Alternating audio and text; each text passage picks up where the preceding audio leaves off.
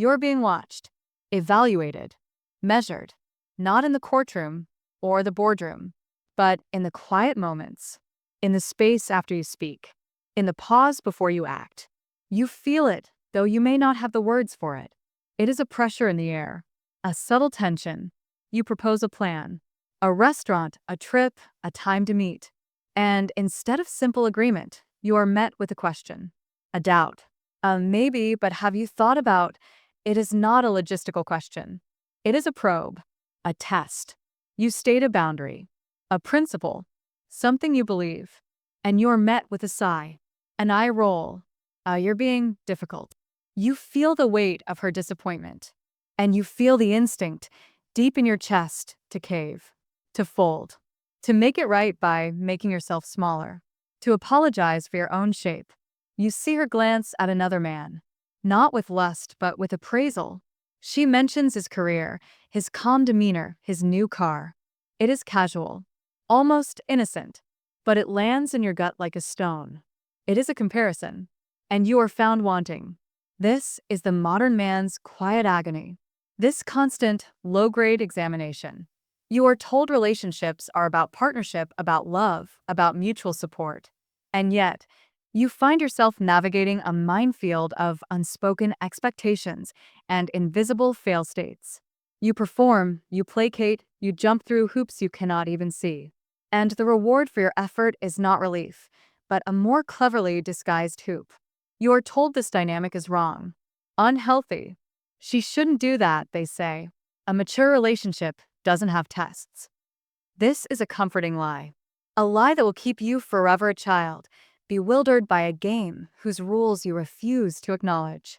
The truth is far older and far more serious. The testing is not a malfunction. It is the central function. It is not a choice she makes, but an instinct she embodies. Your frustration is not because you are failing a fair game. Your frustration is because you are trying to play checkers on a chessboard, using the wrong pieces, unaware that the game is one of survival. In this examination, we will strip away the modern fairy tale. We will look past the psychology of emotions and into the architecture of instinct. We will locate the origin of this behavior not in her personality, but in the bedrock of human existence, in the harsh, unforgiving logic of evolution. We will answer the why. And in that answer, you'll find the only path to the how. This is not about manipulating a woman. This is about understanding a force of nature and aligning yourself with it. To understand the present, you must first visit the past. Not a romantic past of knights and chivalry. The true past. The long, dark night of human history. For over 1,000,000 years, our ancestors did not live in apartments. They did not order food on phones. They did not have police or hospitals or pensions. They lived on the edge of a razor. The world was a symphony of threats. Predators with sharper teeth, rival tribes with stronger spears, winters that starved, diseases that crippled. Survival was a statistical improbability. Death was the default. In this world, the biological stakes of a mating decision were absolute. For a woman, the cost of a poor choice was not heartbreak. It was extinction. Consider her biological investment. 9 months of gestation, where her body diverted immense resources, making her slower, more vulnerable. Then years, often over a decade, of lactation, protection, and teaching, where her child was helpless and her own capacity for gathering food or fleeing danger was severely compromised. This is not a trivial commitment. It is the total investment of her genetic legacy into a single, fragile vessel. Her mate was not a companion. He was her life support system. He was the primary source of physical security and resource acquisition in a world that offered neither. So, her mind, shaped over countless generations by this brutal arithmetic, developed a relentless, unconscious screening protocol. Its purpose was singular: to filter for a man who could be a competent source of security and stability in a world of chaos. But how do you assess something as intangible as competence? Character? Resolve? Courage? Genes? You cannot see these things. You must infer them. You must create conditions that reveal them. You must apply pressure. This is the genesis of the test. It is an ancient, adaptive technology. The playful argument, the last-minute change of plans, the expressed doubt in your judgment, the subtle comparison to another male, these are not modern inventions of a nagging personality. They are contemporary proxies for ancestral stress scenarios. When she creates a minor conflict, she is not seeking to hurt you.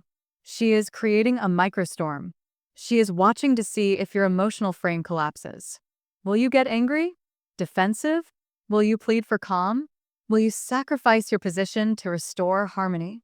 In the ancestral context, a man who lost his composure under social pressure was a man who would panic when the lion roared. He was a danger. When she questions your decision, she is testing your resolve and your competence. Does your conviction waver when challenged? Do you immediately defer to her opinion?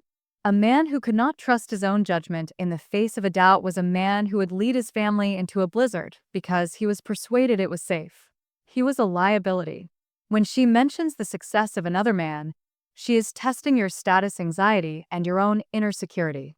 Do you shrink? Do you puff up in false bravado?